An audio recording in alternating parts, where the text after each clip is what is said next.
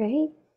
Thank you so much, everyone, for joining us on Zoom and on Facebook. Good evening, and welcome to the Portuguese American Artist Gallery Meet the Artist Talk, brought to you by the Embassy of Portugal in Washington, D.C., Palcus, the Chamber of Commerce, and FLAD. My name is Mariana Brazão, and I'm a Palcus Director for New York. Joining me to co-host the session is Sandra Pires, the Cultural and Educational Attaché at the Embassy of Portugal and member of the Portuguese American Artist Gallery team. We're excited to relaunch this initiative this year with a new umbrella focus of Portuguese Americans in both the visual arts and performing arts. Our gallery will continue to include the visual artists already featured, but also open to expand artists in a variety of fields, including film, theater, dance, and much more.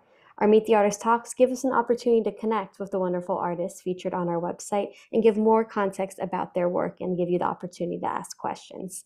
If you haven't yet, please check us out at PortugueseAmericanArtGallery.com. The session is going to be streamed on Facebook as well as Zoom, and a recording can be accessed at a later time on Palcus Facebook and YouTube. Please feel free to ask your questions in the Q&A chat below or in Facebook as well, as we will be monitoring them later for a Q&A session as time permits. I'll now pass it over to Sandra. Hello, everyone. We are here today to meet the artist Patricia Silva. Patricia is a Lisbon-born, New York-based artist and educator working in photography and video.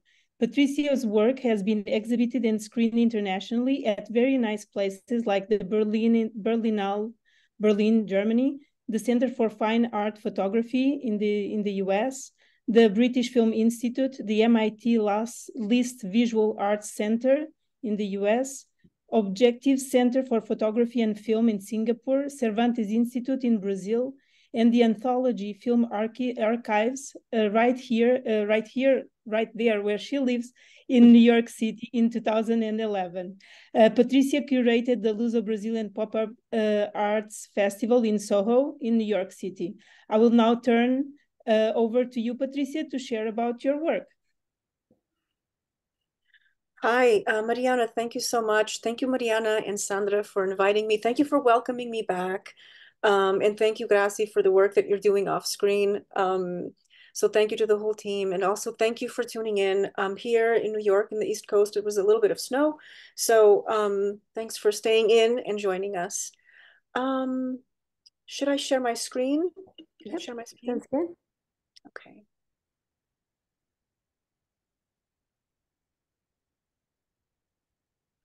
Let's see.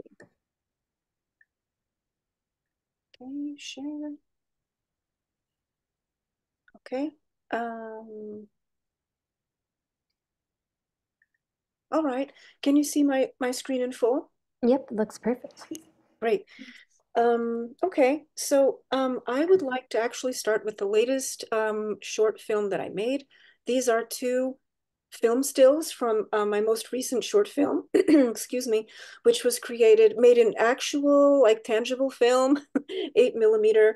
And the reason why I want to start with this is because I want to talk about, or at least just reference how the presence of the Portuguese countryside is something that I return to over and over, not just physically by going back to Portugal, but how those themes and that the senses that I have from there reappear and return in my work all the time.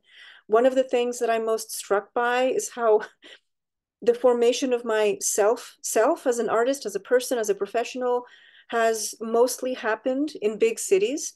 But it's when I'm in the expansiveness of the countryside in Portugal, or this like childhood rural environments, that I really parse out my own sense of belonging. Both belonging to there and also elsewhere, and actually many other elsewheres. But I often return to that as a place and as a space. Before finishing that short film that I just showed, those film stills, this is 3 film stills from the one that I finished before in 2022. I'm sorry, 2021. And these are 3 film stills that I assembled this short work to trace a portrait of my family through the forms of labor that they've had. And then I also insert myself in it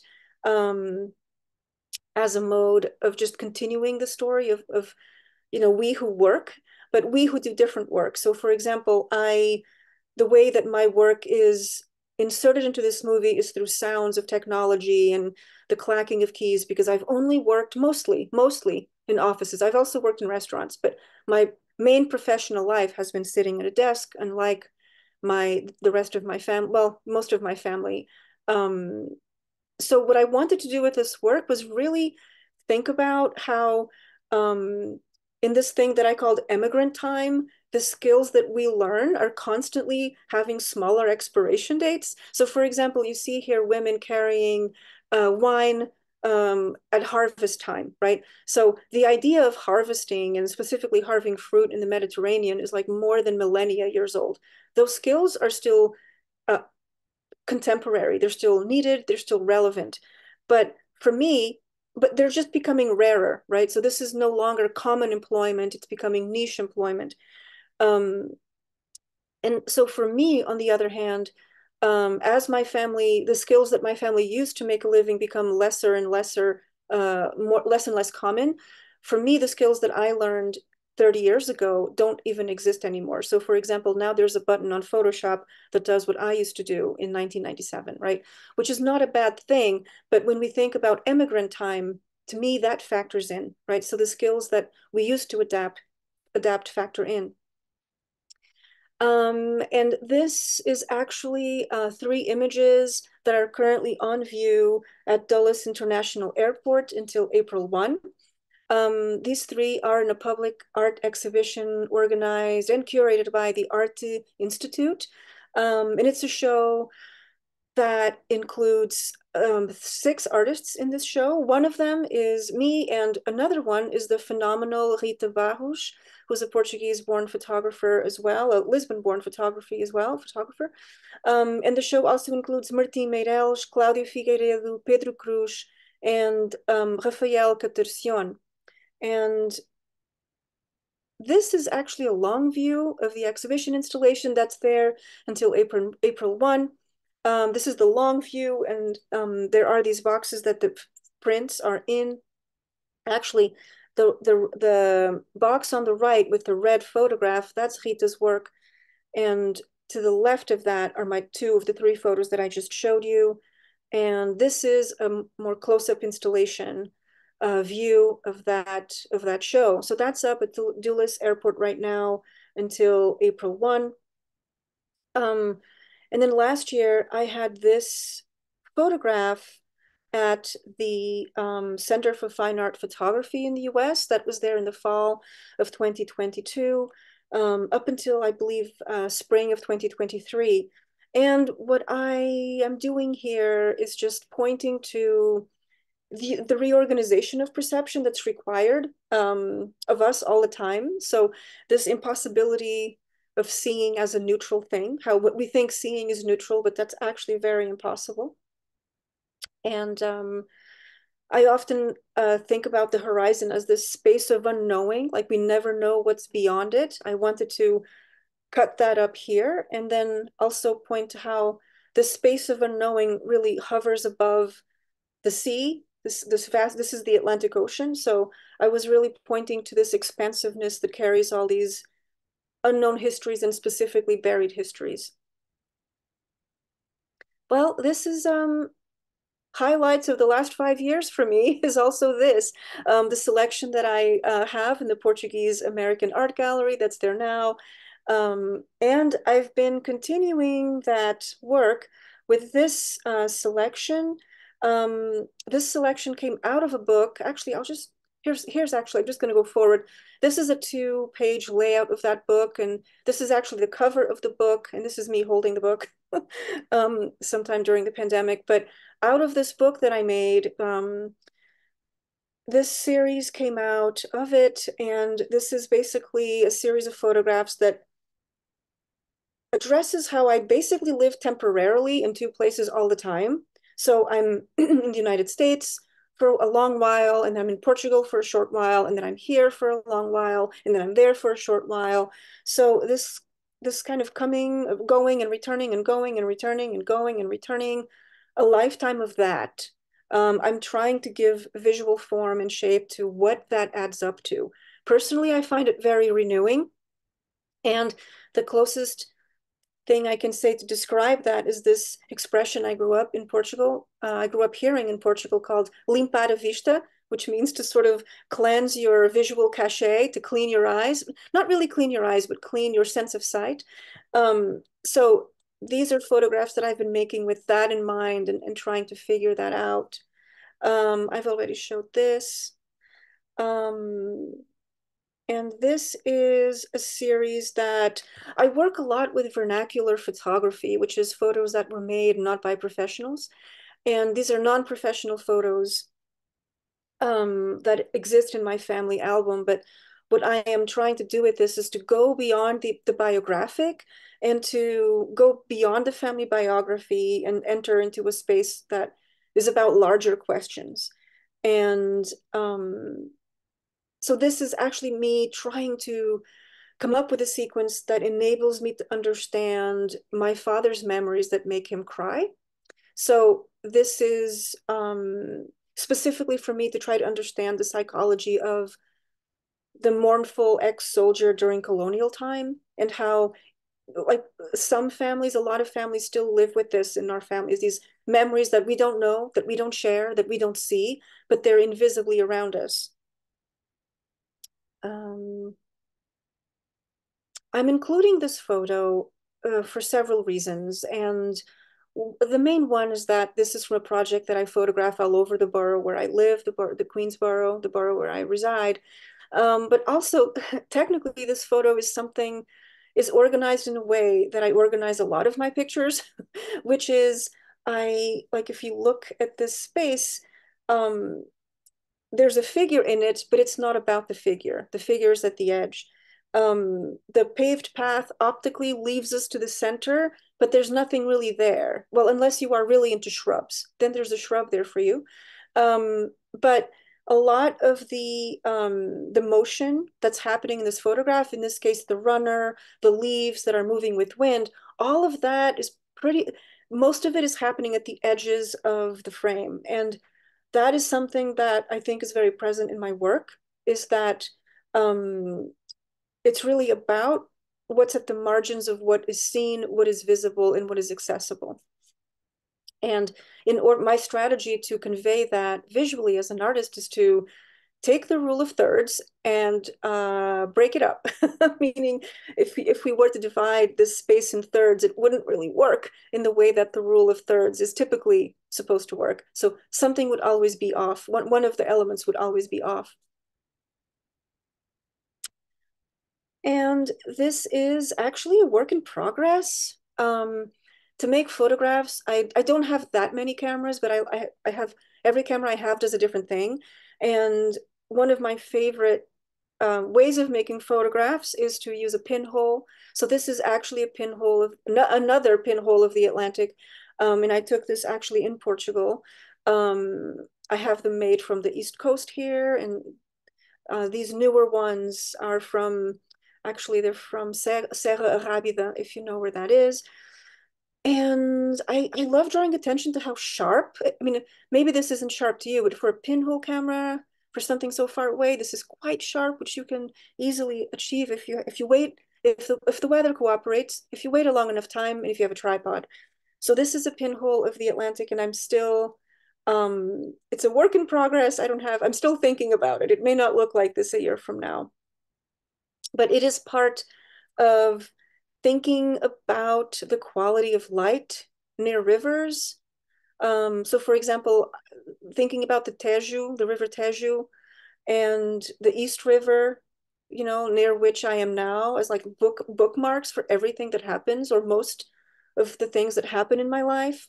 So there's a very kind of new, like, river focus to the work that I'm doing and how I'm thinking about photographs in general and sequencing in general. And in closing, I'll just say that this is another pinhole of the Atlantic, but this is from the East Coast. This is actually specifically from, I believe it's the Rockaways.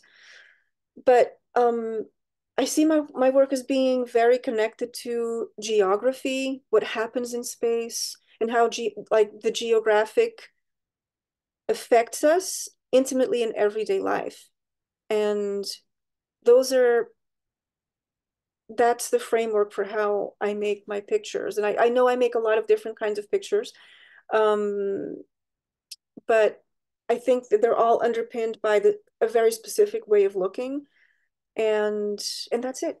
I think I'm not sure if that has been 10 minutes, but I think that's all I have to say. Perfect. Thank you so much, Patricia, for sharing your work with us. I just want to remind everyone that you are welcome to submit questions either in the Q&A here on Zoom or on Facebook. And then Sandra, would you like to start off with our first question? Sure.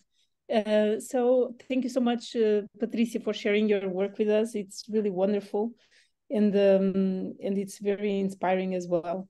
So I wanted to ask you, where do you get the inspiration for your art? Mm.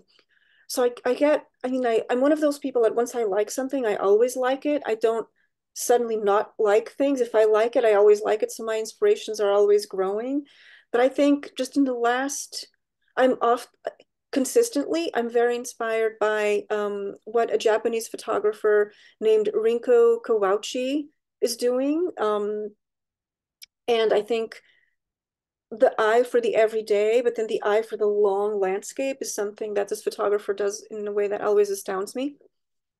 And in terms of like film, I love minimal filmmakers like Kelly Reichardt from the US and Aki Kaurismäki from Finland. Um, I'm also real because I also teach, I'm very inspired by public education teachers and teachers, especially in the City University of New York teachers like June Jordan and Tony Cade Bambera that in the 60s and 70s who worked so tirelessly, to make public education an accessible path, for a lot of people and using education to rebuild a society from the ground up. So I think that is really inspiring to me. And then in our Portuguese speaking world, we have Paulo Freire, we have Amilcar Cabral, we have a lot of thinkers, social thinkers that bring a lot of attention to how we can and should participate in a deeper way with just the communities that we're in. So Yep, that's beautiful. And I know you spoke to artists that inspire you as well. And just kind of on that note, when you brought up the Portuguese names, you mentioned a little bit with one of your series, but how has this is Portuguese American Artist Gallery. So how has the Portuguese culture growing up, how has it shaped and influenced you and your work now to this day? yeah, I think well, in a way, very directly. So first of all, very directly because I was born there. I was born in that culture, and also I was born into a family that made crafts. Like my great grandfather was a craftsperson and sold objects that were made from reeds that were grown, kind of nearby. So being born and living in a Portuguese household, that was my connection. And then after emigration, we make the annual trips, like many immigrant families, the only time we travel is to see family and the people and places that are there. So for me, that um, has influenced how I think about belonging and also how I think about how I see things. So how literally, like how I frame um, space. And I'll just say that, photography began as this itinerant medium. And I think those of us that have this, either bi-coastal, bi-country, or multiple coastal, multiple country kind of spread out heritages, I think we experience that a lot. But maybe we don't always have the time to give it uh, a framework for how that influences the way we see. And as a photographer, for me, it's indistinguishable. Thank you. So we have a question actually from the Q&A here on Zoom, and it comes from Elizabeth Casqueiro, and she asks, Patricia, how did you become a part of the Dulles Airport Art Program? Yeah, so I was invited into it by the organizer. So Arte Institute, they organized this show in partnership with a couple of other institutions as well. So I was contacted by the Arte Institute. who then worked with me directly on that. So that's how, but they had seen my work before. So we actually met. I met the person, Anna, who runs the Art Institute. I believe I met her in 2011 or 2008, somewhere along there at an exhibition in New Jersey. And then we just kept in touch, and that's basically it. That's great. And so anyone going to Dulles, go check it out. Be on view for a little bit longer. So congrats. It's a really cool space to really have it exhibited in. We have another question in the chat from Leonor, who says, "Hi, Patricia. You are definitely a storyteller. I can see the voices of your ancestors in your images. I can also sense the poetry in your work. Do you write?" I do. I write a lot. Thank you for picking up on that.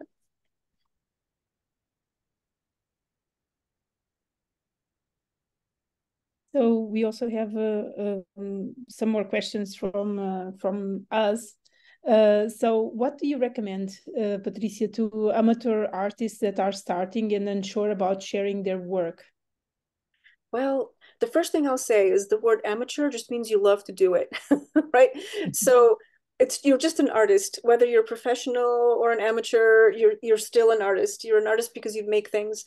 I would say if someone who's unsure about sharing, well, that's up to you. You have to feel comfortable having the conversations that your work requires you to have, right?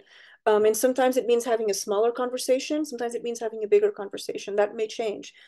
But in terms of like, for people who are starting out, I suggest thinking about what you want to learn from. So for example, I work in photo and video because and I don't tire. Like I want to continuously learning from those practices, whether it's doing them over and over. I learn from that a lot.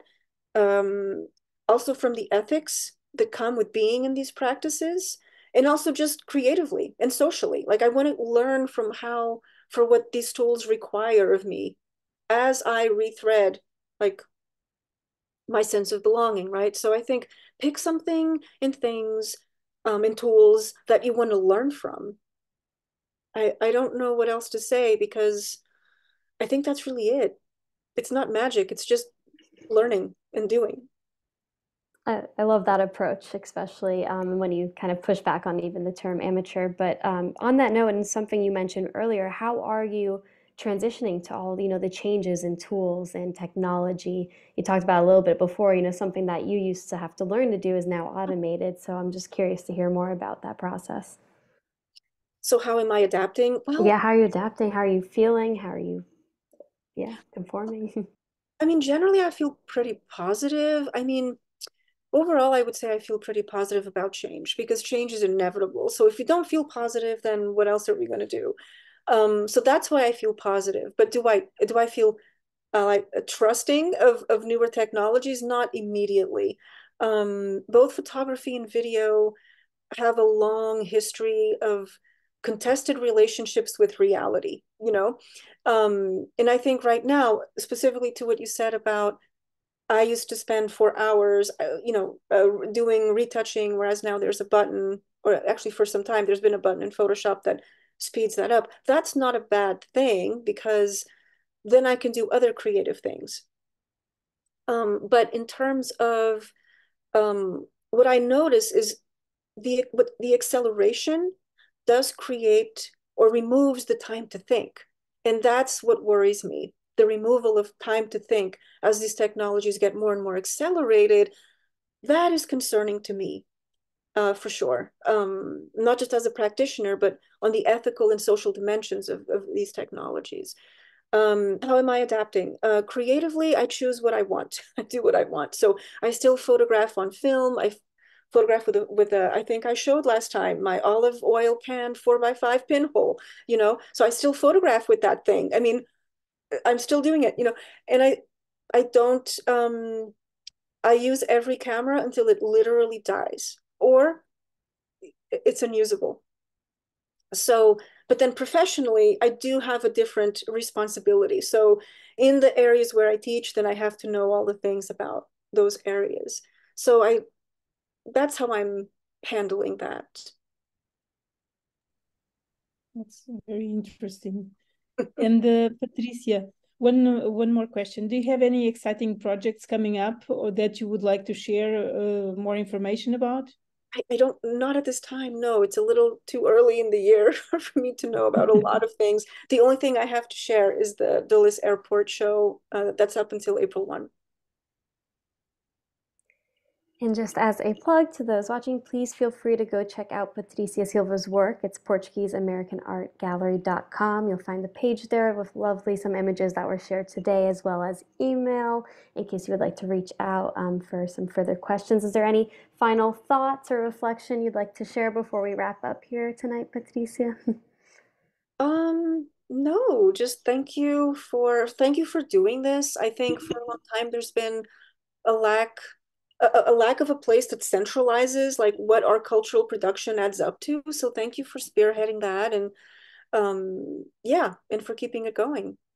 We actually do have one last question. So I know we have 4 minutes that just came in and is asking, hi Patricia, as part of an exhibition curated by you, do you have any curatorial work on the rise? Who's that? Who's asking? Another Leonore. Oh, Leonore. I actually am working on a curatorial project now. It will not be, I think technically it may not be in New York, but I there's nothing to announce yet. Okay, perfect. So stay tuned, everyone. Yes, and Coming. Leonore, it will be about only photography. Perfect. Yeah. Stay tuned. That's exciting. Congratulations. So looking forward to hear more. But we want to thank you and thank everyone so much for joining us this evening. It's truly an honor to get a chance to speak to you, hear more about your work, and have it represented. So thank you. We're very grateful. And we want to just let everyone know that the next Meet the Artist talk is on March 12th, same time, 7 to 7:30, featuring artist Paula Lauzon. So feel free to check out our work again on the website, reach out via Palcus, and watch this later as well. We'll have it up on Facebook and YouTube. So thank you so much, Patricia, Sandra as well. It's always a great time getting to host these and have a chat. Thank you so much. Thank you. Thank you so much as well. All right. Good night, everyone. Good night, everyone.